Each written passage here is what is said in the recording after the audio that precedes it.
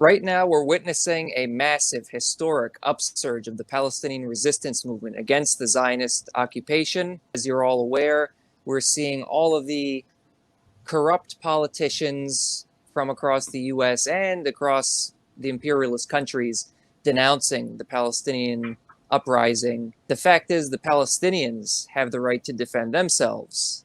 And that's exactly what we're seeing today. And that's what scares the imperialists and the Zionist regime of Israel. So today, we have a returning guest, an excellent guest to discuss this, Falastini Moghtareb, who is a Palestinian. He's been following this situation very closely. Welcome. How are you? I'm doing great, Nick. Thank you very much for having me. Always a pleasure to be with you. Thank you. And thanks for coming back. And yeah, you've been a long-time activist, struggling for the liberation of your homeland. And I've been an activist for some time as well, organizing against Zionism and for Palestinian liberation. But I think you go back significantly further than I do. Yeah, I'm twice your age, Nick. Yeah, that is true.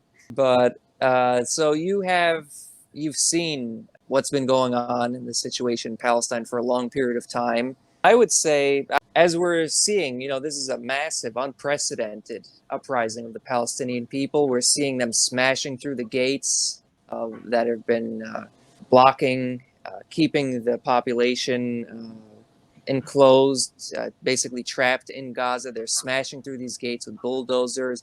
I've seen from Zionist outlets that hundreds of Palestinian resistance fighters have made it into quote-unquote Israel-occupied Palestine.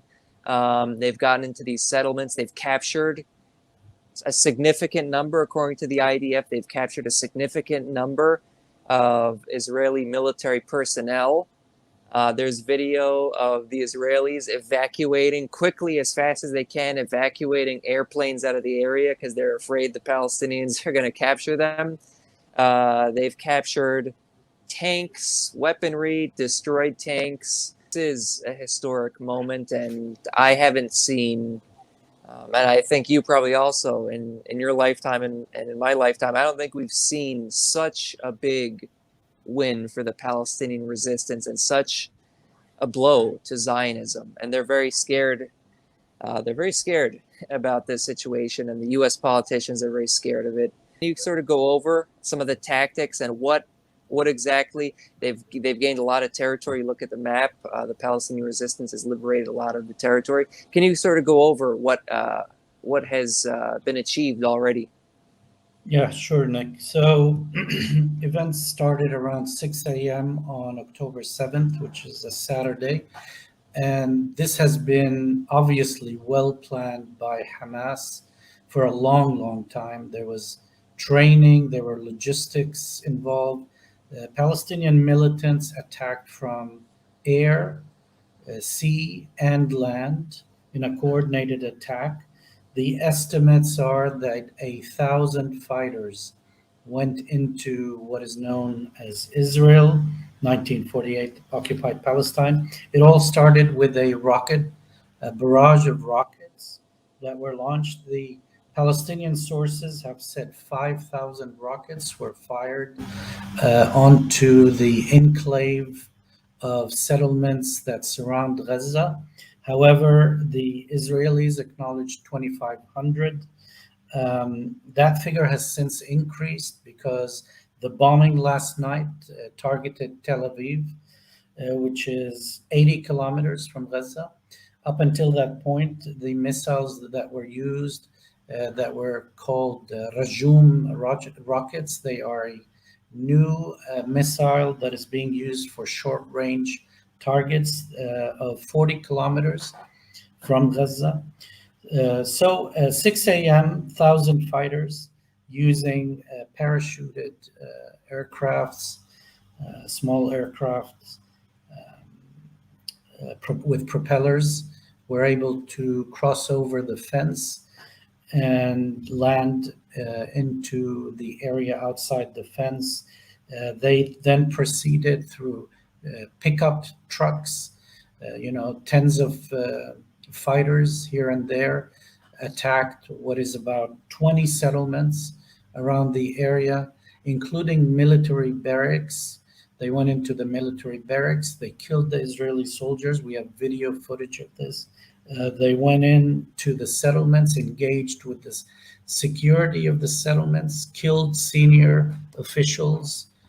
One head of the settlements was killed in the gunfire exchange. They held hostage about 50 settlers in a dining area in one settlement. And what's interesting and what's important for people to know is that Israeli spokesmen will tell you that these were terrorists killing women and children and elderly. That is not true.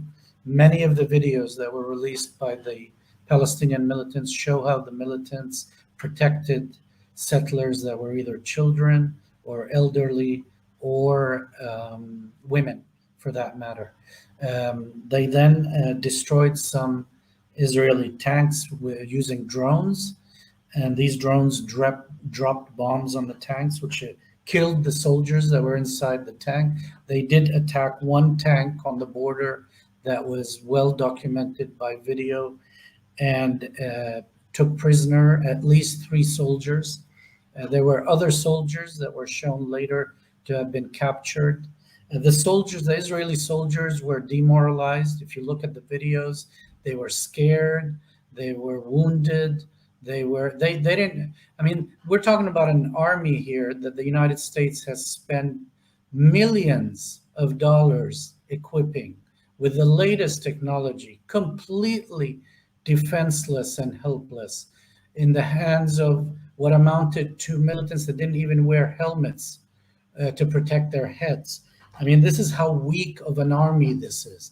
And I say this because it's significant for what's going to happen next, because they are not able to confront Hamas man on man. Okay, what they can do is they can use air power, and even their tanks have been rendered useless with the drone attacks. So they literally are being pushed into a street fight. And in a guerrilla type warfare, the Palestinians have the edge. The Palestinian militants are going out. They either want to die in the service of their country and God, so they're willing to die for their cause. And facing them are a group of what amounts to basically employees that are either forced into the Israeli army. And if you want proof of this, you know, with the recent protests in Israel, many of them refused military service. A lot of their pilots and a lot of their soldiers, you know, Israel lives on reserves. Like pretty much everybody in Israel is part of the army. There are no civilians. If you are male or female, for that matter, you're killing Palestinians. You are involved in one way or the other in shooting, literally killing Palestinians with bullets. And so 18-year-old Israeli women, 18-year-old Israeli men, for the last 70 years or more, have been enlisted in the Israeli army, what is called the Defense Forces, Israeli Defense Forces. All of them have obligatory military service. They're either part of assassination teams, they're part of the pilots that fire F-16 and F-35, you know, these tremendous bombs into civilian congested areas in Gaza, killing children, women, and elderly, and men, and very little militants, by the way. Most of the people that die in these air raids are innocent civilians in Gaza. They're not the militants that are dying in Israel. They're all part of the army. And so now many of them are refusing service because they know this is a losing battle and because they love life. The ones that were killed in the barracks, in the Israeli barracks, one of them said that they were partying all night because this is the time of the religious holidays in Israel. And if you see a lot of the corpses of the dead soldiers in the barracks, they were in their underwear. So they were literally taken by surprise. They were not ready. They died in their underwear in a humiliating way in their barracks. So just to put that on the side. So what is the situation right now? Fighting is ongoing. The fighting hasn't stopped. The militants that went into the settlements are right now engaging in combat with Israeli brigades that have been called from all over Israel to come. And basically, Israel now is going through two steps. One, clear out the militants from the settlements, and two, re-inhabit the settlers that have fled. Like, we have video footage of tens and hundreds of settlers literally running in the desert. You think it was the time of the pharaohs, and these were, Jews running in the middle of the Sinai desert in panic and fearing for their lives. They've evacuated the settlements. And so what is left over of them now are being either taken prisoner by the Hamas militants and taken into Gaza. And that's important because they're Palestinian prisoners that need to be freed from Israeli jails. So these, what you call prisoners of war, whether civilian or soldiers for that matter, or even the remains of Israeli soldiers, all will be held in Gaza in exchange for freeing Palestinian prisoners that are inside Israeli prisons. Now, what we have is a situation where the militants have expanded the border of Gaza by 40 kilometers. So right now there's breathing room for the people of Gaza. Breaking down the fences, hundreds of Palestinians have swarmed into 1948 occupied Palestine. So what's going to be interesting to see is you've got 50,000 settlers that live in these 20 settlements. These 50,000 settlers have pretty much fled or were taken prisoner. The Israeli forces that are being called, all the units that are being called into the southern part of Palestine, are now engaging the militants, trying to clear them out of the settlements. Let's say, for argument's sake, that they failed to do so. So what you've got here is you've got Hamas just liberated 40 kilometers of occupied Palestine. So when we say this is the beginning of the war of liberation, we're not exaggerating. Let's pretend, for the sake of argument, that the Israeli army is going to incur heavy casualties on land and that they'll be driven back. If they're driven back, what you have here is the dismantling, the second historical dismantling of settlements. We talked about Sharon dismantling settlements in 2005. Now in 2000, I'm losing my voice. Now in 2023, we're having the second evacuation of settlements within the 40-kilometer border of Palestine. So two scenarios might unfold. One scenario, which political analysts are talking about, is that the Palestinian militants will be driven back by a land invasion of Israeli forces. So basically, Netanyahu has already declared this a war. It's not an uprising. It's not military operation. He's basically saying Hamas just launched war on Israel and we're going to respond. And Biden told Netanyahu and pledged $8 billion of American tax money. Now think about this. If you're American and you know how destitute the streets of America are, unemployment, poverty, racism, and all of that, we've got enough things that we need to fix inside of the United States. Why should the United States tax money, paid by US American citizens, why should it go to Israel when it has failed miserably? Israel has been funded billions of US taxpayer money over the course of its existence for the last 70 years. In fact, it wouldn't survive if it weren't for the United States military and economic support. Yet, for all their dome, anti-missile and radars and all of that, they can't even hold back 1,000 militants from Gaza. Why are we wasting all this money on Israel? That's what the American people need to start asking their politicians. In any case, Biden calls Netanyahu, says we're pledging $8 billion in support. We're going to stand by you. Trump says we're going to fight Israel's war. We're going to fight on the side of Israel. We're going to defeat Hamas. We're going to defeat the militants. So political, economic, military support, all the weight of the United States is standing behind Israel. But you know what? They failed in the past. They're going to fail this time too. because the will of the people is going to win. We're talking about people who are looking to die for their land and looking to die to liberate their land. And I don't think neither the Americans nor the Israelis have the same willpower. So if Israel launches a land invasion of Gaza, we expect that they're going to incur heavy casualties. And going back to these idiots in the American media, you know what? If Israel could hold Hamas, they would have done it already. If Israel can defeat Hamas, it would be in Gaza right now. It's Right. not in Gaza for a reason, because they cannot hold their position inside of Gaza. They would incur too many human casualties. Their soldiers are not willing to die inside of Gaza. That's why they're not in Gaza. In fact, today, their soldiers are not willing to defend the settlements that are outside of Gaza. And so you're going to see that in the panic that they are in right now in trying to recruit units and soldiers that want to fight this fight with Hamas in that 40-kilometer buffer zone outside of the Gaza borders. So two scenarios. The militants, Palestinian militants, will be all able to hold their positions, and these settlements will be cleared.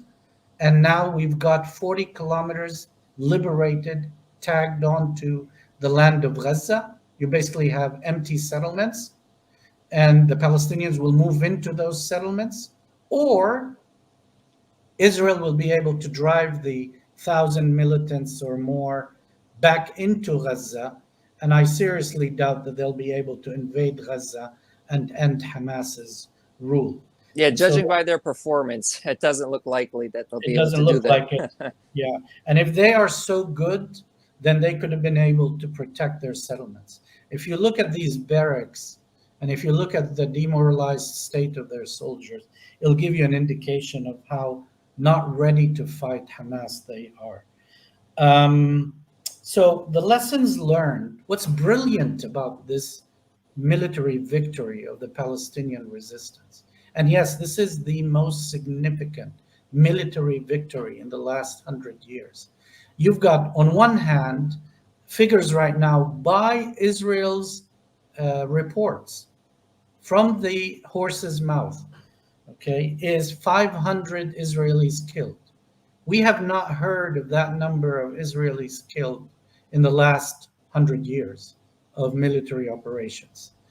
I think the We're talking significance of that, I think the significance, really big significance of that is that regardless of how this turns out, if the Israelis are able to push back the Palestinian resistance or if the Palestinian resistance continues further, is that it's very easy for Zionists in Europe or America to go to Israel when they think it's safe and when there's no danger and they think they can kill Palestinians, they can bomb Syria, they can do whatever they want with no repercussions whatsoever. But now, when something like this happens, they're going to be thinking a little bit, they're going to be a little bit concerned about going to so-called Israel on their vacation or to move there or to go there for a party, like all these clowns that got blindsided by, yeah, they're partying right by Gaza. They don't realize that there are people dying in basically an open-air concentration camp right on the other side of that wall over there.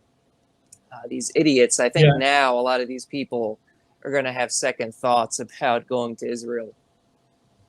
Yeah, and we know from historical figures that counter-immigration rises when these attacks happen. And so right now, I'm sure many Israelis, and you know this, and maybe others don't know, but many Israelis carry dual citizenship, and so many of them will be packing their bags right now and going back to their home countries, whether it's in the United States or in Europe or in Russia or wherever they come from. And second of all, these settlers that were oblivious to the dreadful human conditions that Gaza inhabitants were experiencing now will have first-hand experience, because many of them now will be living inside of Gaza as prisoners of war until the Palestinians can exchange them for the prisoners that are held in Israeli prisons. So Absolutely. And those thinking about going Israel, this is not going to be a beach walk for you or party time. You are under threat of dying. And so our advice, earnest advice, sincerely is if you're Jewish and living under Zionism, or if you're considering moving into Israel, go back to your home country. It's safer for you. And that's the best advice that we can give you. Don't go into Palestine. Go back to your home country. And you've got passports that can take you there. America would love to have you. Europe loves to have you. Russia would love to have you. Choose the place you want to go back to and go back.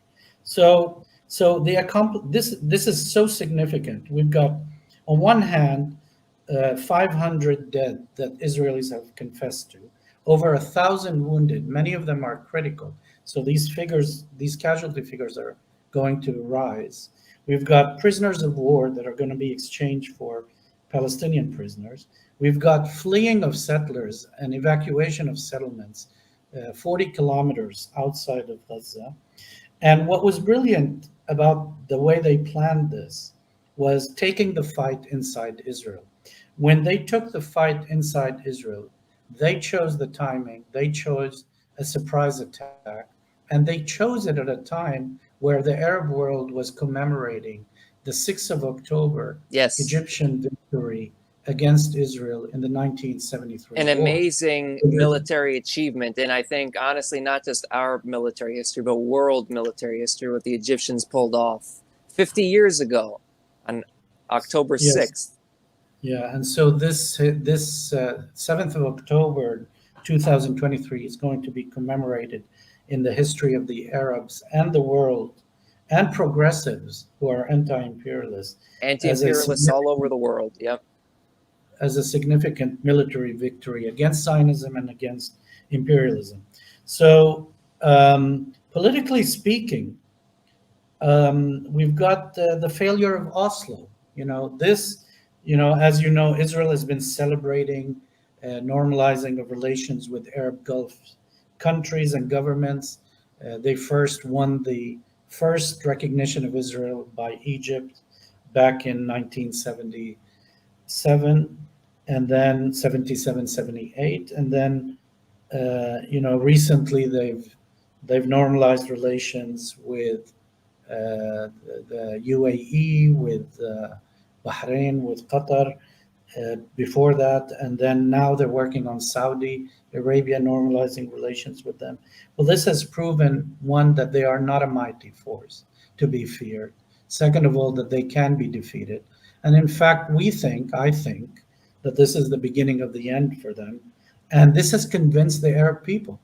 The Arab people around the world right now are rallying against normalizing of relations with Israel. They're basically going the opposite direction of the Arab governments. The Arab governments, led by Saudi Arabia since 2002, has been, spreading propaganda that, there's no use in fighting Israel, it's too strong, and let's just have normalized relations with them. And this has completely destroyed all that.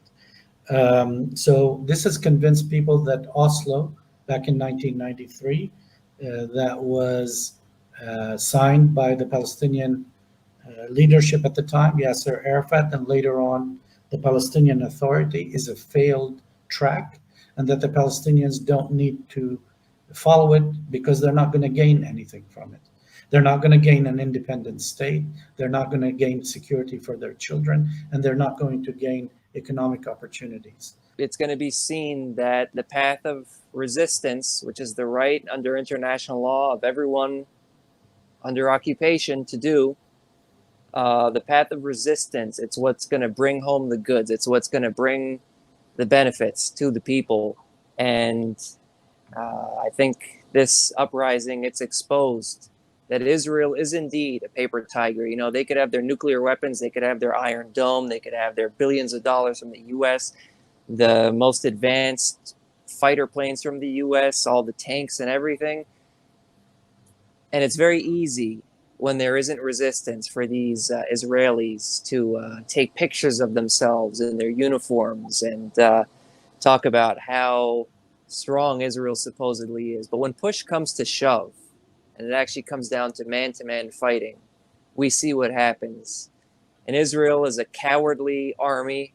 They're used to beating up Palestinian kids, breaking the bones of Palestinian children, locking up in huge numbers Palestinian children. Even pro-imperialist human rights organizations criticize Israel for its egregious targeting of Palestinian children, when they actually face not even like the Egyptian army or the Syrian army or the Iraqi army, when they face basically lightly armed guerrilla fighters as they're facing now, with just, assault rifles, as you mentioned, no helmets. We see them with all of their billions of dollars, all of their state-of-the-art weapons given to them by the US tax dollar. They stand no chance because they are cowards. They're criminals. The average Israeli knows deep down that it's not their land. It's the land of the Palestinians. So when it comes to the morale of the man-to-man fighting, what we're seeing now, they surrender. That's why they're massive prisoners being taken. Despite all the odds in their favor, they're collapsing right now. And it really shows, it puts on notice, I think, all of the governments, the Arab regimes that have come about, that have betrayed the Palestinian cause, the various powers around the world, the US, of course, but all these other powers around the world that used to support the Arab cause but have gone on to betray the Arab cause. It's going to put them on notice that it's a mistake to bet against the Palestinian people, and that the days are numbered for the Zionist occupation of Palestine. The question is, what led up to this moment? How did we get to this point? What were the immediate things that led up to this situation? Just to give you a very brief background on the conflict, especially for our Western audience that may not be as familiar, but the problem of Palestine predates 1948. However, the State of Israel was officially created in 1948. And to cut a long story short, in 1948, many families, including my family, were basically terrorized out of their lands that they have held ownership of, since our ancestors. And we actually predate the Israelis. We are descendants of the civilization of Canaan, which existed before Israelis made it into Palestine. Just to debunk this theory that this land was occupied by Israelis historically. To fast forward, so we don't take up too much time, Gaza, that is right now, and let's put this out right at the beginning. This is the most important Palestinian victory in the last 100 years. What we are witnessing since last night, October 7th, 2023, is a historical event that's going to be a game changer in the Arab-Palestinian conflict. It is that significant. No point in the recent history of the Palestinian armed resistance have Palestinian militants been able to go into 1948 Palestine and carry out a military operation of this scale. What we're talking about here, without exaggerating things too much, is the beginning of the liberation war for the land of Palestine. That is not an overstatement. It is a very significant event. And this event, and we'll talk about it some more, was brilliantly planned and executed with tremendous success, as acknowledged by the Israelis themselves. The Israelis right now are declaring their failure in security. They are calling for the heads of the commanders of the defense forces, and political analysts in the Arab world are all expecting Netanyahu to be brought down from power. I mean, this is going to bring down the Israeli government. That's how significant this is. So the conflict in Palestine begins in 1948. Around 2005, Gaza has always been a hotbed of armed resistance. The Israelis can't hold on to Gaza. They occupied Gaza as part of the 1967 offensive, but they weren't there for very long. By 2005, Ariel Sharon ordered the Israeli settlements to be dismantled inside of Gaza and then withdrew Israeli army forces from Gaza. By 2007, two years later, Hamas took power. So up until that point, there were two main factions within Gaza. There was Fatah, the traditional and historical liberation, the largest liberation organization for Palestinians, headed by Yasser Arafat. And then there was this growing movement called Hamas. Hamas dates its founding to the mid-1980s. In the mid-1980s, a group of Hamas activists, including Abdelaziz al-Rantisi, who was later martyred, he was assassinated by Israel. They were expelled by Israel into southern Lebanon. So they set up camp in southern Lebanon. This was the beginning of the formation of Hamas as a political organization. And Hamas, as everybody knows, has an Islamic political line. It combines Islam and its quest for liberating the homeland of the Palestinian Arab people. And their spiritual leader, who was incarcerated by Israel, Sheikh Yassin, was a paralyzed elderly man, but a tremendous inspiration for, hundreds, if not thousands of Palestinians that grew up listening to his calls for both founding an Islamic political militant group that would take charge of liberating the Arab land of Palestine from Israeli occupation. When he came out of prison, in his wheelchair, he grew a large following. Amongst them are the leaders of people like Abdelaziz al-Rantisi and others that formed the political organization Hamas. And because of its mass popularity among the inhabitants of Gaza, it became popular because of suicide attacks inside of Israel. It carried out a series of extremely effective suicide bombings that took place throughout what is called Israel. And little by little, its popularity grew to the point where Fatah started losing control of Gaza and Hamas started taking over the political reins in Gaza. And so by 2007, they had a coup. And during this coup, they expelled the Fatah leadership, particularly Mohammed Dahlan, who's a very bad figure. He's even suspected of having killed Yasser Arafat. He's very closely allied to the reactionary Arab regimes.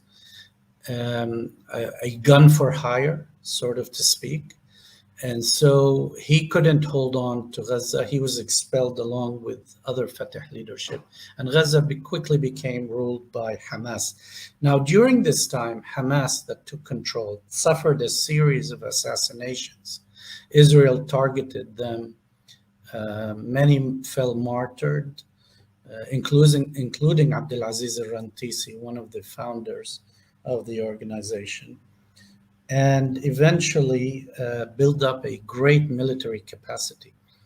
They built a great military capacity, getting technology. It was twofold. One part was locally manufactured rockets. They have a very famous figure by the name of Yahya Ayyash. Yahya Ayyash was an engineer. He was assassinated by Israel. He was one of the first to build a local rocket and explosive devices that were also used in suicide attacks inside of Israel. And so Israel eventually assassinated him. He was sort of the father figure of the rocket capabilities of Hamas within Gaza.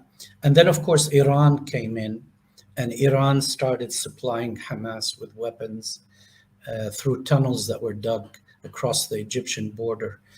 And Hamas, little by little, developing itself and also relying on technology and training from Iran became this military power force that you see today.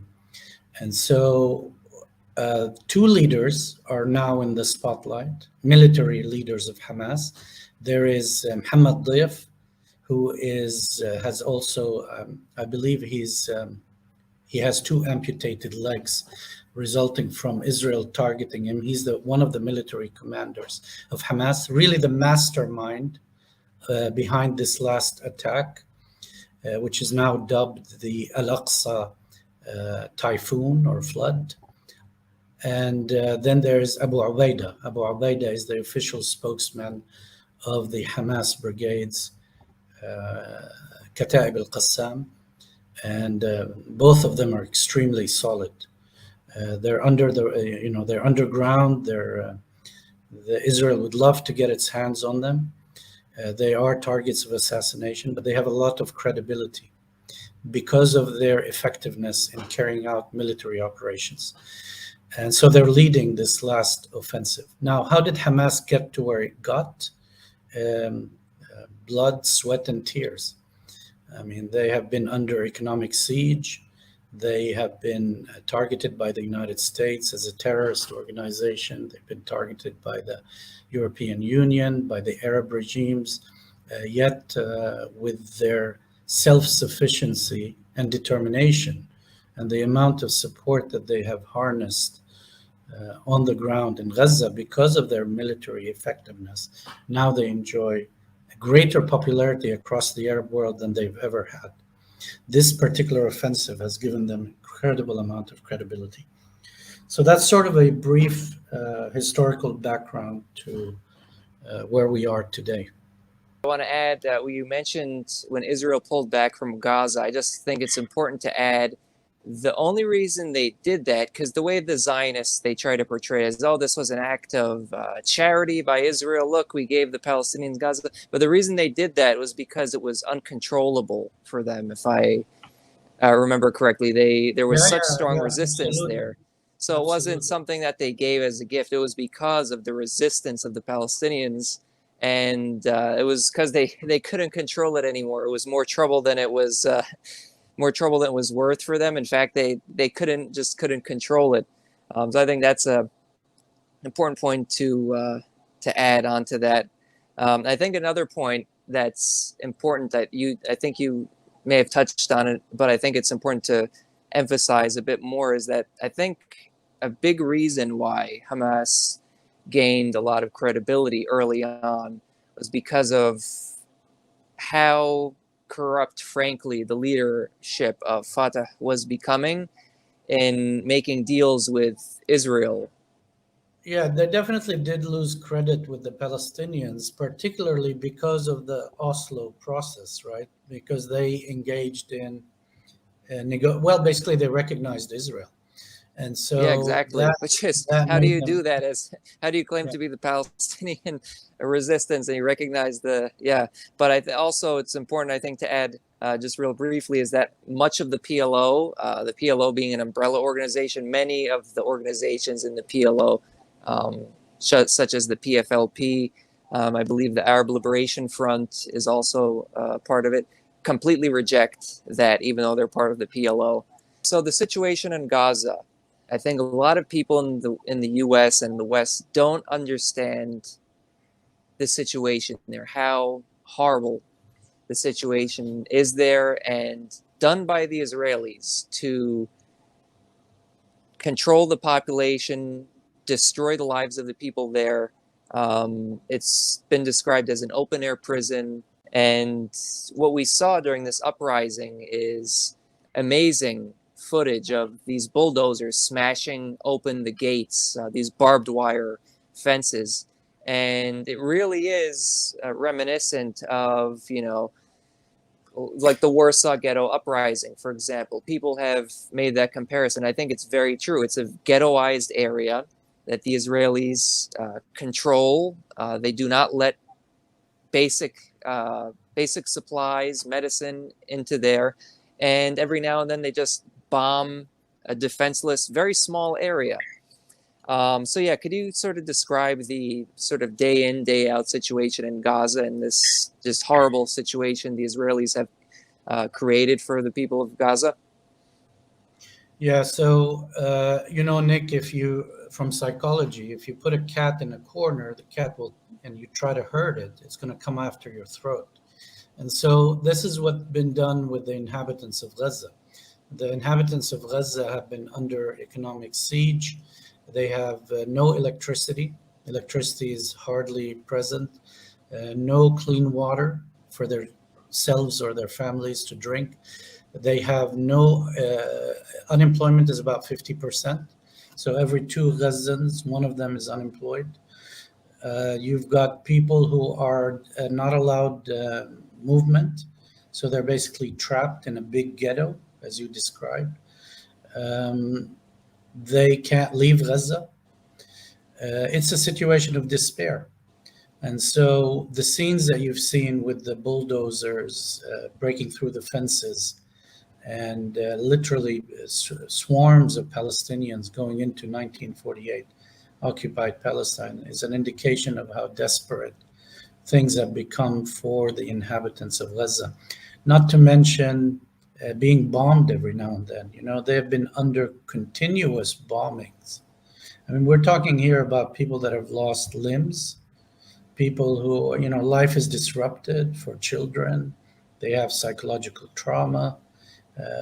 Every family in Gaza literally will have someone either killed or maimed or Scale, like the size of Gaza, it's a very small area, and when the yeah. Israelis they go in and they drop these bombs, it's a small area. Like what exactly is the size of Gaza? I forget the exact, but it's a very small area, and when the Israelis go in and they drop bombs, it's a very highly densely populated area. So Yeah. these bombings have just horrendous impact on civilians.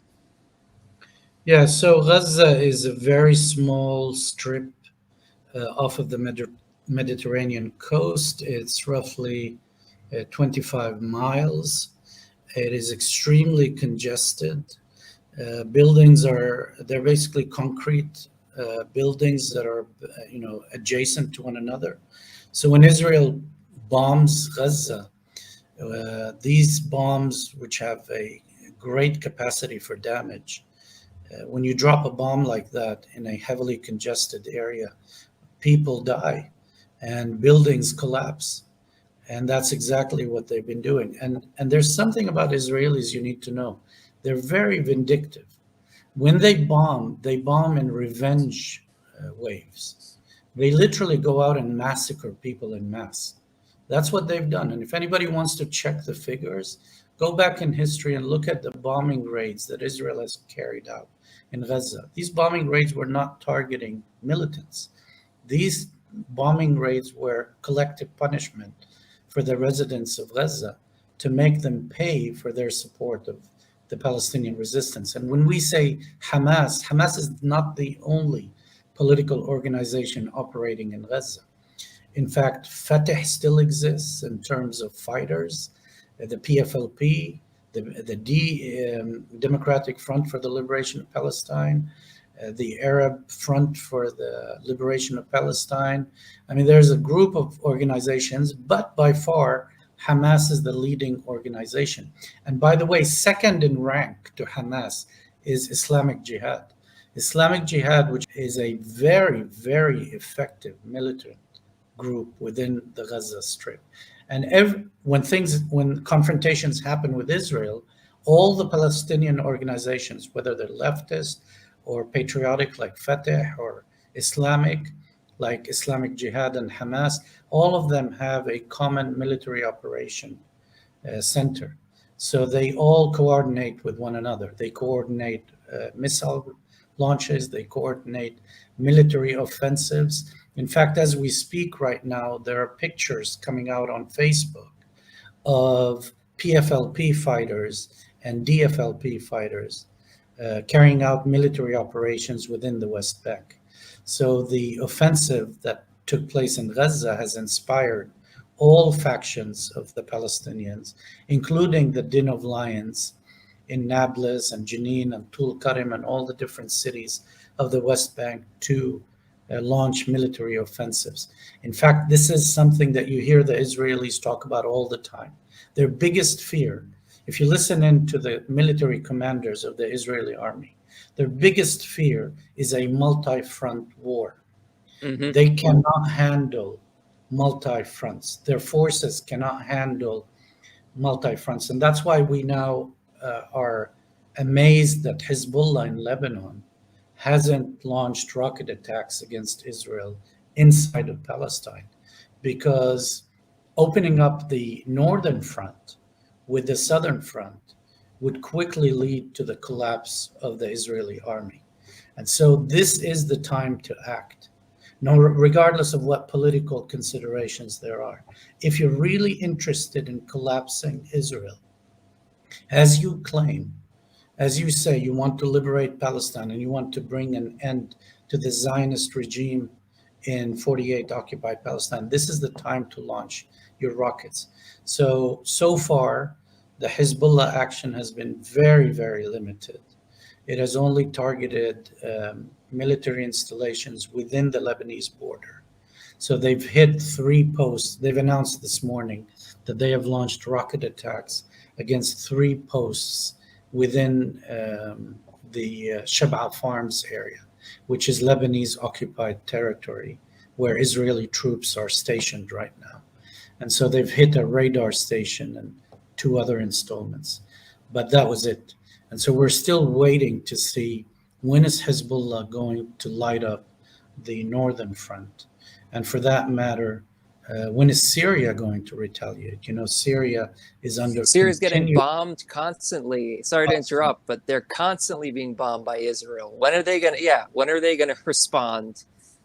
Yeah, if you don't respond now, what are you gonna wait till Israel wipes out all of your rocket capabilities and military capabilities inside Syria? Yeah, and it's amazing because the mainstream media and these corrupt politicians, they constantly, and these despicable, I mean, like I just saw Nikki Haley, the former U.S. ambassador to the UN during Trump, saying on Fox News how Israel has to wipe them out. Israel has to finish them off, like ridiculous nonsense. But overall, you're seeing all these politicians, Democrats and Republicans, Trump, and Democrats all saying that Israel has to respond. Well, hang on a minute. Israel has been committing a genocide against the Palestinians. They've been constantly bombing Syria. Like practically every week or every other week, you hear they bombed Damascus for the past decade, basically, since the civil war, the war in Syria started. They've been constantly bombing Syria hundreds of times, maybe even more than that. I mean, at this point, there's really no way of even keeping track of how many times they bombed Syria. It's so constant. So when, according to these idiots in the mainstream media and these corrupt politicians, when do the Syrians have the right to respond and start hitting back at Israel? When do the Palestinians have the right to respond and start hitting back at Israel? It's completely, and these are the same people who will defend any and all actions carried out by Ukraine against Russia. But of course, when it comes to Arabs, Arabs are not allowed to defend themselves. It's quote unquote terrorism when they're just doing the basic action to defend themselves. Yeah, and you can now, if you listen to all of what's coming out of Israel, and I have friends that live in 48 occupied Palestine that I'm in touch with, and they tell me they are in complete panic. They don't know what to do. They're afraid of multiple fronts. They have declared their security failure, and they have pretty much been paralyzed because, see, all of the military confrontations that the Palestinians have had with Israel has always the edge had been air power for the Israelis, because that's what they can do. They can take these American airplanes and American bombs and throw them at the Palestinians, mostly civilians.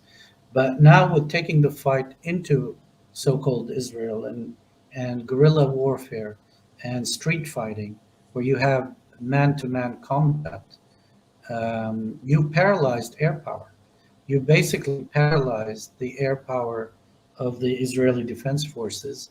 And now, with the demoralized state of their soldiers and their lack of will to fight, they're quickly going to lose ground and they're going to lose those battles. So Israel has very, very little options right now. Israel's option right now is land invasion of Gaza, which means driving more soldiers into their deathbed.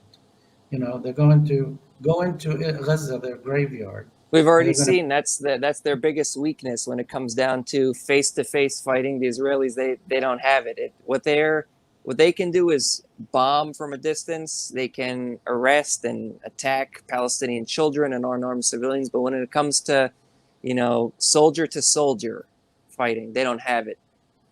so, That's what we're seeing. so, so short of Biden doing the idiotic thing of sending American soldiers to die on behalf of Israel, like Trump and others did before him in Iraq, what are you going to do for Israel? What's the $8 billion, Joe, going to do to Israel? It's going to buy them Especially right now when more rockets.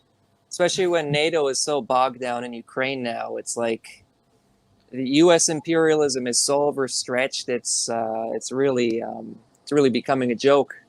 Yeah, yeah. I mean, what are you going to do? You're going to send weapons to Ukraine, and then you're going to send $8 billion to Netanyahu and Israel. And what's he going to do with the $8 billion that he hasn't done already? You know, these domes that are being built in the U.S., by the way, I mean, it's like an Israeli-American joint venture where American corporations are making loads of profits out of this military deal that they strike with the Israelis. You know, apart from the corporations making money, what's Israel going to do to stop the rocket coming out of it, Hamas, short of having a land invasion? Other than that, I mean, they've tried everything. They've tried assassinations, they've tried collective punishment of civilians, they've tried, as you mentioned, breaking the bones of protesters in the West Bank. What else is it that they're gonna do? So that Israel has very little options. The upper hand right now is for the Palestinian resistance. And you know, it's also hilarious because one thing Biden did and the American administration in their fumbling is they started calling Saudi Arabia to intervene. Okay, Yeah. so what you'll listen like Hamas listens to Saudi Arabia. Hamas and Saudi Arabia are not on good terms. Israel has very little options. The Palestinian resistance right now needs to be very careful how it's going to strategize its next move, and they do have the upper hand. Yes, absolutely. And I think the bigger picture to keep in mind with not just Palestine in and of itself is remember, why did imperialism decide that it would be a good idea for them to put a settler colonial state in Palestine? Why did they want to do that? It's because they understood the potential of Pan-Arabism to unite the Arab world into a united power guided by socialism and anti-imperialism in alliance with the world anti-imperialist forces. By putting this so-called state of Israel right in the heart of the Arab world in Palestine, it's a dagger to cut the Arab world and keep the Arab world divided, because they fear Pan-Arabism and the unity of the Arab world. And when we see the collapse of Zionism, I think that is going to be a big impetus for revitalizing Pan-Arabism. And when that happens, when the Arab world is united, it's going to be such a strong power in the world. The third most populous country, if you combine the populations of all the Arab countries, it's the third most populous country. Massive resources, a very highly educated population. A lot of the Arab countries have very highly educated populations. You have significant cultural weight with the Islamic significance within Saudi Arabia and other parts of the Arab world. So once the Arab world is united, it would become a superpower that is able to influence the course of history where, unlike now, the situation where you see countries like Russia and China, who previously supported the Palestinian cause and the Arab cause, I mean Russia, well, not the Russian Federation, of course, but when it was the Soviet Union, supporting the Palestinian cause, the Arab liberation cause, and China as well during Mao supporting Palestine, and then later with Deng and subsequent leaders, they betrayed the Palestinian cause and supported, where they recognized Israel. But once our world is united and strong, it's going to put these other countries on notice that first of all, even before we get to that point, I think this uprising right now is putting these countries on notice that it's a mistake to bet against the Palestinians, and that this very selfish move that they did, trying to have good relations with Israel, is a mistake. First of all, it's completely wrong, but it's going to backfire for them because Israel's days are numbered. And I think this uprising has proven that. They've been exposed for the paper tigers that they are, and the situation is very fluid. But regardless of how it goes, already Israel has been dealt a major defeat.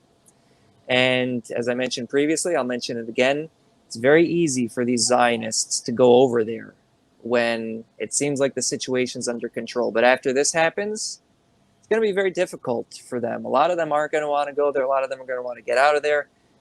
They're not going to want to serve in the military, because now it's not just about putting on the uniform and taking a picture. Now they know that there's a danger of them actually facing the Palestinian resistance. This is a game changer. I want to thank you all for joining, and thank you to the guest, Falastini Moghtareb, for joining us again.